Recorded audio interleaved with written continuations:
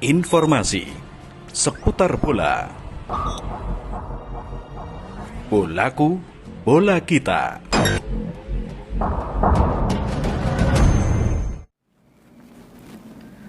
Assalamualaikum warahmatullahi wabarakatuh, teman dan sahabat pecinta channel Bolaku Bola Kita. Kita kembali ketemu untuk kali ini ya, setelah beberapa hari kita masih absen ya karena ada beberapa banyak kegiatan. Kita akan kembali cari tahu beberapa informasi atau berita ya yang akan kita bacakan untuk Anda. Namun sebelumnya tentu kita harus tetap bersemangat untuk mendukung klub kebanggaan kita Persebaya. Meskipun sampai saat ini klub kebanggaan kita Persebaya masih juga belum menampakkan hasil yang signifikan, belum bergeser dari tataran bawah menuju ke atas ya. Dan setelah pada tanggal 14 Agustus lalu Persebaya berhadapan atau melawan Madura United ya, dengan posisi imbang 2-2, kemudian menghadapi Borneo FC dengan skor 2-1. Jadi kembali Persebaya ditaklukkan Borneo FC dengan skor 2-1. Kemudian kalau kita lihat posisi klub Persebaya berada di urutan 14 ya, di klasemen sementara Liga 1 2022-2023. Tentunya kita berharap bahwa klub kebanggaan kita Persebaya ini akan terus menunjukkan hasil yang gemilang, dan tentunya kita juga yakin bahwa seluruh pemain, pelatih, ofisial, manajemen semuanya pasti akan berusaha untuk memberikan yang terbaik bagi pecinta Persebaya. Kita yakin ya, karena masih ada banyak kesempatan untuk Persebaya bergeser ke atas tentunya, meskipun sekarang masih berada di posisi ke-14. Sementara pemuncak klasemen untuk kali ini pemuncak klasemen sementara masih dipimpin oleh Madura United dengan perolehan poin 13, kemudian di bawahnya ada PSM Makassar dengan 13 poin, sementara Persebaya masih mengemas 4 poin. Nah, kita akan baca beberapa berita yang sudah saya siapkan ini, kita kutip ya. Kita kutip dan akan saya bacakan untuk Anda dari surya.co.id. Ini tentang hasil dan klasemen Liga 1 2022. Persebaya mendekat ke zona merah. Waduh, mudah-mudahan tidak ya. Mudah-mudahan Persebaya akan terus bisa naik ya, meskipun sekarang masih di posisi ke-14. Hasil dan klasemen Liga 1 2022. Persebaya mendekat ke zona merah. Persib Bandung menuju papan tengah. Surya.co.id, berikut hasil dan klasemen BRI Liga 1 2022. Persebaya Surabaya mendekat ke zona merah. Persib Bandung merangsek ke papan tengah. Laga pekan kelima BRI Liga 1 2022 berjalan ketat. Belum ada hasil imbang yang tercipta sejauh ini. Kejutan pertama terjadi di laga Bayangkara FC versus Persis Solo. Laskar Samber Nyawa, julukan Persis Solo, berhasil mengamankan kemenangan pertama musim ini. Persis berhasil unggul tipis 1-0 lewat gol striker anyar Fernando Rodriguez. Ini mohon maaf ya, karena flu jadi suaranya agak terganggu ya. Mudah-mudahan tidak menjadi gangguan ya untuk Anda para pecinta channel Bolaku Bola Kita. Kemudian kita lanjut, gol sematawayang itu cukup untuk membuat Persis pulang membawa 3 angka. Laga ini sekaligus menjadi laga perpisahan usai pelatih Jackson F. Tiago undur diri sebagai pelatih Persis Solo. Kemudian beralih ke pertandingan kedua, ada Borneo FC yang berhasil menundukkan Persebaya Surabaya di Stadion Segiri Samarinda. Borneo FC unggul 2-1 lewat brace striker andalan Matius Pato. Ya, kita coba pindah ke halaman kedua.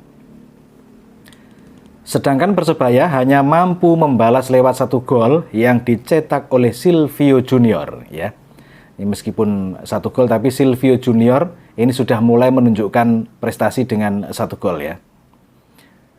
Di pertandingan selanjutnya, Madura United yang juga berhasil menang tipis atas klub promosi yaitu Dewa United. Laskar Sape Kerap julukan Madura United berhasil menang 1-0 lewat gol tunggal Lulinha di menit-menit akhir. 3 poin penuh ini memastikan pasukan yang diramu oleh Fabio Araujo Lefundes, ya, namanya keren banget, Fabio Araujo Lefundes, sementara kokoh di posisi puncak klasmen sementara. Laga hujan gol terjadi pada pertandingan Persita Tangerang versus Persikabo 1973. Persita berhasil membobol gawang Persikabo sebanyak 5 kali, luar biasa. Sementara Laskar Pajajaran hanya mampu menyarangkan 3 gol. Adapun masing-masing gol dicetak oleh M. Wildan Ramdhani di menit 18, Ezequiel Vidal di menit 28 dan 45, Shin Yong Bai di menit 60, ya, Shin Yong Bai gol di menit 60, kemudian gol bunuh diri Sahrul Lasinari di menit 68. Sementara Persikabo 1973 membalas lewat Gustavo Tocantins di menit 30 dan 74, serta Dimas Derajat di menit 54.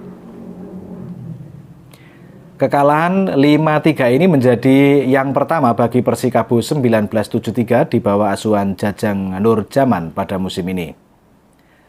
Kita beralih ke halaman ketiga, kita baca lagi. Persib menang tipis, ya. Persib Bandung berhasil meraih kemenangan keduanya secara beruntun. Kemenangan kali ini didapatkan saat Persib berkunjung ke markas PSS Sleman. Gol tunggal David da Silva mampu dipertahankan oleh Persib hingga di penghujung pertandingan. Kemudian tambahan 3 poin membuat Persib makin merangsek ke klasmen sementara. Ya, ini berita tentang beberapa klub lain, ya, yang juga kita bacakan.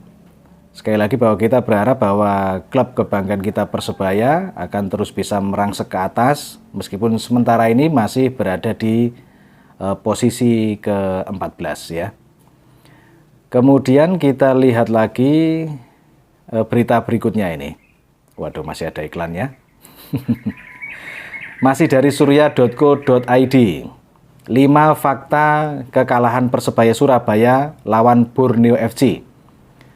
Masalah bola mati, kebobolan menit akhir lagi. Nah, ini surya.co.id, berikut 5 fakta kekalahan Persebaya Surabaya atas Borneo FC di laga pekan kelima BRI Liga 1 2022. Masalah bola mati hingga kebobolan di menit akhir lagi. Persebaya Surabaya baru saja menelan kekalahan atas Borneo FC di Stadion Segiri Samarinda pada Jumat 19 Agustus 2022. Borneo FC unggul 2 gol lewat brace Matius Pato, ya. Sementara Persebaya hanya mampu membalas 1 gol lewat Silvio Junior. Di balik kekalahan 2-1 atas Borneo FC tersebut, ada 5 fakta yang terjadi di atas lapangan. Apa saja? Berikut surya.co.id merangkum. 1. Debut 2 pemain muda. Laga antara Borneo FC versus Persebaya Surabaya menjadi debut bagi 2 pemain muda. Pertama adalah Marcelino Ferdinand yang comeback dari cedera. Wonderkid Persebaya itu masuk di awal babak kedua menggantikan Michael Rumere. Sementara debut kedua didapatkan oleh Andre Octaviansah alias Andre Cobra. Ini kayaknya beritanya panjang, ya, kita coba baca. Kita beralih ke halaman kedua. Andre Octaviansah mencatatkan debutnya bersama Persebaya di Liga 1 2022 usai menggantikan M. Hidayat di menit ke-70. Yang kedua, fakta kedua tentang kegagalan Persebaya adalah keganasan Kei Hirose, 2 punggawa bajul ijo cedera. Gelandang Borneo FC Kei Hirose tampil beringas saat melawan Persebaya Surabaya. Sayangnya, kengototan pemain Jepang itu harus memakan korban. Korban pertama adalah Koko Ari yang harus diganti di awal babak pertama. Koko Ari dan Kei Hirose terlibat kontak fisik yang berujung pada Koko yang ditanduk keluar lapangan. Kemudian, Korban kedua adalah M. Supriyadi. M. Supriyadi terkena body chest dari Kei Hirose yang menyebabkannya salah jatuh di pinggir lapangan. Sama halnya seperti Koko, M. Supriyadi juga harus ditarik keluar akibat cedera. Kemudian yang ketiga adalah set piece masih jadi momok. Nah, kita beralih ke halaman ketiga. Set piece alias bola mati nampaknya masih menjadi momok bagi Persebaya Surabaya. 2 gol Borneo FC lahir dari bola mati. Gol pertama didapatkan saat Matius Pato berhasil menyambar sepak pojok dari Stefano Lillipali. Sementara gol kedua didapatkan Borneo FC dari eksekusi tendangan penalti Pato di menit akhir. Catatan itu membuat sejauh ini 4 dari 5 kebobolan Persebaya berasal dari bola mati. Pelatih Aji Santoso pun menyadari betul kelemahan skuadnya. Pria asal Kabupaten Malang itu bahkan menyebutkan bahwa ia sudah memberikan materi untuk mengatasi bola mati pada para pemainnya. Evaluasi tidak hanya berbicara ketemu pemain, tapi lebih banyak praktek di lapangan. Itu sudah berkali-kali. Mau berangkat sampai kemarin pun latihan selalu mengantisipasi. Memang di dalam free kick dan corner kick, saya menugaskan pemain man to man, tidak zona marking, tapi Lolelis kalah duel sama Pato, ungkap Aji Santoso seusai laga. Aji Santoso cukup menyayangkan gawangnya kembali kebobolan lewat skema set piece. Sudah diantisipasi, tapi gimana lagi, kecuali saya tidak memberi perbaikan di dalam corner kick dan free kick, boleh komplain ke saya. Ini sudah saya berikan semua, tegas pelatih asal Kabupaten Malang tersebut. Sayang sekali ya, ini kebobolan lagi Persebaya. Kemudian faktor keempat, kebobolan di menit akhir. Tak cuma masalah bola mati, Persebaya Surabaya juga lagi-lagi kebobolan di menit akhir. Kesalahan itu seakan sudah melekat sejak musim lalu. Sebelumnya Persebaya juga kehilangan kemenangan di depan mata saat laga melawan Madura United. Ya karena menghadapi Madura United imbang ya, 2-2 ya. Kali ini Bajul Ijo harus mampu membawa pulang 1 poin andai tak diganjar hukuman penalti di menit-menit akhir pertandingan. Kemudian faktor kelima, Persebaya mendekat ke zona merah. Kekalahan membuat Persebaya Surabaya kini makin mendekat ke zona merah atau degradasi. Dari total 5 pertandingan yang telah dijalani, Bajul Ijo meraih 1 kemenangan, 1 hasil imbang, dan 3 kekalahan. 4 poin yang dikumpulkan Persebaya membuat kini duduk di peringkat ke-14 klasemen sementara. Hanya terpaut 1 poin dari Barito Putra yang berada di zona merah.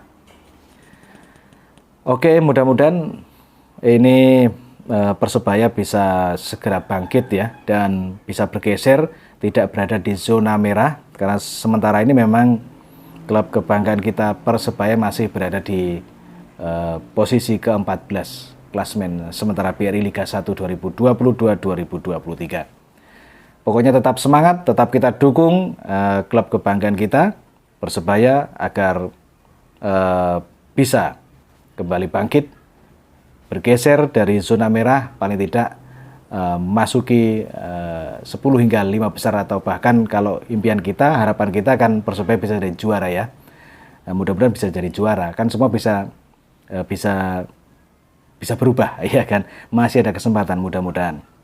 Oke, sementara itu beberapa berita yang kami bacakan, dan jangan lupa Anda bisa kembali baca ulang selengkapnya di kolom deskripsi. Link berita yang kita baca kita taruh di sana ya. Terima kasih, kita jumpa lagi di konten berikutnya, tetap di channel Bolaku Bola Kita. Terima kasih. Informasi seputar bola. Bolaku Bola Kita.